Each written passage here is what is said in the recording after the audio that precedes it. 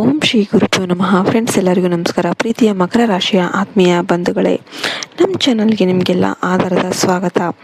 ಮಕರ ರಾಶಿಯ ಮಹಾಬಂಧುಗಳೇ, ಇವತ್ತಿನ ಈ ವಿಡಿಯೋ ಕೇವಲ ಸಾಧಾರಣ ಭವಿಷ್ಯವಲ್ಲ, ಇದು ನಿಮ್ಮ ಜೀವನದ ದಿಕ್ಸೂಚಿಯನ್ನು ಬದಲಾಯಿಸಲಿರುವ ಮಹಾ ಎಚ್ಚರಿಕೆಯ ವಾಣಿ. ಕಳೆದ ಕೆಲವು ದಿನಗಳಿಂದ ನೀವು ಎದುರಿಸುತ್ತಿರುವ ನಿರಂತರ ಸಮಸ್ಯೆಗಳು, ಮಾನಸಿಕ ಕಿರಿಕಿರಿಗಳು ಮತ್ತು ನಿಮ್ಮ ಆಪ್ತರು ನಿಮಗೆ ನೀಡುತ್ತಿರುವ ದ್ರೋಹದ ಹಿಂದೆ ಅಡಗಿರುವ ಕಠೋರ ಸತ್ಯ ಇವತ್ತು ಬಯಲಾಗಲಿದೆ. ಇದನ್ನು ಕೇಳಿದ ಮೇಲೆ ನೀವು ಖಂಡಿತವಾಗಿಯೂ ಬ್ರಹ್ಮಾಂಡಕ್ಕೆ ಮತ್ತು ಭಗವಂತನಿಗೆ ಧನ್ಯವಾದವನ್ನು ಅರ್ಪಿಸುತ್ತೀರಾ. ಈ ವಿಡಿಯೋದಲ್ಲಿ ನಾನು ಹೇಳಿರುವ ಪ್ರತಿಯೊಂದು ಮಾತು 100ಕ್ಕೆ 100 ಸತ್ಯ. ಇನ್ನೂ ಕೂಡ ವಿಡಿಯೋಗೊಂದು ಲೈಕ್ ಮಾಡಿಲ್ಲ ಅಂದರೆ ಲೈಕ್ ಮಾಡಿ, ಜೈ ಶ್ರೀಮನ್ನಾರಾಯಣ ಅಂತ ಕಮೆಂಟ್ ಮಾಡೋದನ್ನು ಮರಿಬೇಡಿ. ನಿಮ್ಮ ಜೀವನದಲ್ಲಿ ಕೇವಲ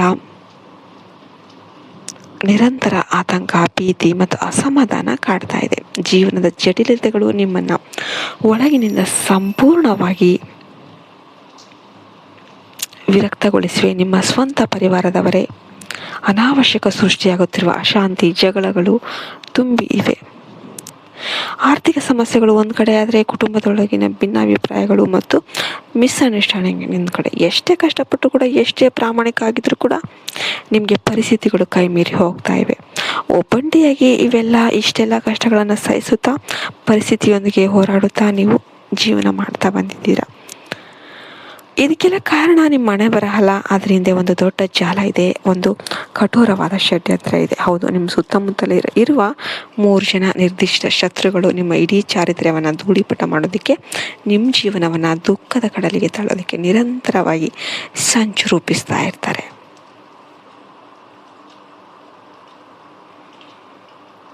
ಅವರು ಬೇರೆ ಯಾರೂ ಅಲ್ಲ, ನಿಮ್ಮದೇ ನೀವು ನಂಬಿರುವ ನಿಮ್ಮದೇ ವಿಶ್ವಾಸ ಅರ್ಹ ಮುಖವಾಡವನ್ನು ಧರಿಸಿದ್ದಾರೆ. ಅವರು ನಿಮ್ಮ ಆಪ್ತ ವಲಯದಲ್ಲಿರುವ ಸೋಗ್ಲಾಡಿಗಳು.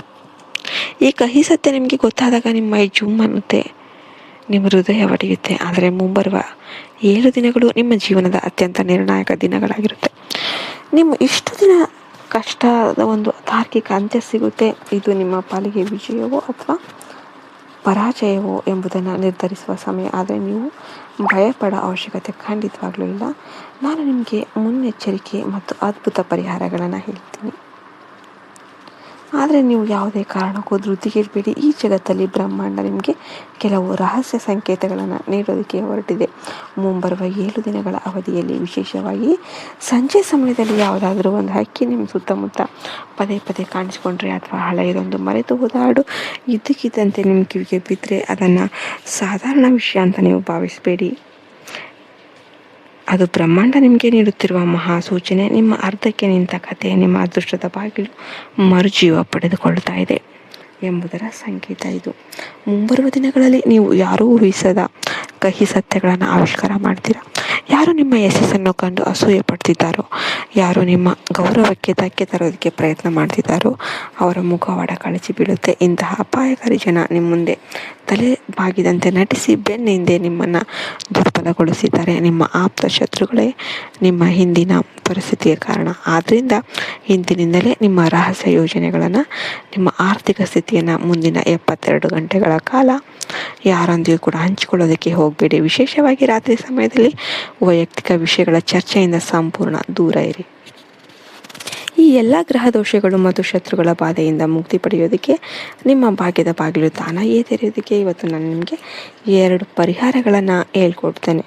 ಮೊದಲನೇದಾಗಿ, ಪ್ರತಿ ಗುರುವಾರ ಅರಿಶಿಣದ ನೀವು ಸ್ನಾನ ಮಾಡುವ ನೀರಿಗೆ ಸ್ವಲ್ಪ ಒಂದು ಚಿಟಿಕೆ ಅರಿಶಿಣ ಪುಡಿ ಹಾಕಿ ಸ್ನಾನ ಮಾಡಿ. ಇದರಿಂದ ಗುರು ಗ್ರಹದ ಒಂದು ಬಲ ಹೆಚ್ಚಾಗಿ ನೀವು ನಿಂತಿದ್ದ ಎಲ್ಲ ಕೆಲಸಗಳು ಕೂಡ ಸಕ್ಸಸ್ ಆಗುತ್ತೆ.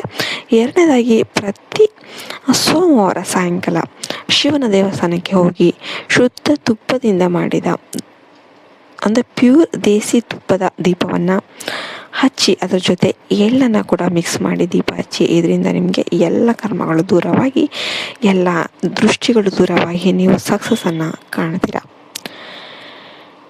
ಮುಂಬರುವ 24 ಗಂಟೆಗಳು ನಿಮ್ಮ ಯೋಜನೆಗಳನ್ನು ಕಾರ್ಯರೂಪಕ್ಕೆ ತರಲು ಅತ್ಯಂತ ಪ್ರಶಸ್ತವಾದ ಸಮಯವಾಗಿರುತ್ತೆ. ಕೌಟುಂಬಿಕ ವಿವಾದ ಎಲ್ಲ ಕೂಡ ಬಗೆಹರಿದು ಶಾಂತಿ ನೆಲೆಸುತ್ತೆ. ಮುಂದೆ ಯಾರೇ ನಿಮ್ಮನ್ನು ಪ್ರಭಾವಿಸೋದಕ್ಕೆ ಪ್ರಯತ್ನ ಪಟ್ಟರೂ ಕೂಡ ಅತಿಯಾದ ಭಾವುಕರಾಗಿ ಯಾರನ್ನು ಕೂಡ ನಂಬೋದಕ್ಕೆ ಹೋಗಬೇಡಿ. ನಿಮ್ಮ ಒಳ್ಳೆಯತನವನ್ನು ಯಾರೂ ಶೋಷಣೆ ಮಾಡೋದಕ್ಕೆ ಬಿಡಬೇಡಿ. ಸಮಯ ಮತ್ತು ಸಂದರ್ಭಕ್ಕೆ ತಕ್ಕಂತೆ ನೀವು ಕೂಡ ಕಠಿಣರು ಆಗಬೇಕು. ಕಠಿಣ ನಿರ್ಧಾರ ತೆಗೆದುಕೊಳ್ಳೋದನ್ನು ಕಲಿಬೇಕು. ಕೆಟ್ಟ ಸಂಪರ್ಕದಲ್ಲಿ ಮುಂದುವರಿಯೋದಕ್ಕಿಂತ ಒಬ್ಬಂಟಿಯಾಗಿರೋದೇ ಒಳ್ಳೆಯದು ಅಲ್ವಾ? ಭಗವಂತನ ಮತ್ತು ಗುರುಗಳ ಆಶೀರ್ವಾದ ಸದಾ ನಿಮ್ಮೊಂದಿಗೆ ಇದೆ. ಜಾಗರೂಕರಾಗಿರಿ, ಧನಾತ್ಮಕವಾಗಿ ಯೋಚನೆ ಮಾಡಿ, ಯಶಸ್ಸು ನಿಮ್ಮದಾಗುತ್ತೆ. ಧನ್ಯವಾದಗಳು. ಜೈ ಮಾತಾದಿ, ಜೈ ಹಿಂದ್, ಜೈ ಭಾರತ್ ಮಾತೆ. ಹರಿ ಓಂ ತತ್ಸತ್. ಸರ್ವೇ ಜನೋ ಸುಖಿನೋ ಭವಂತು.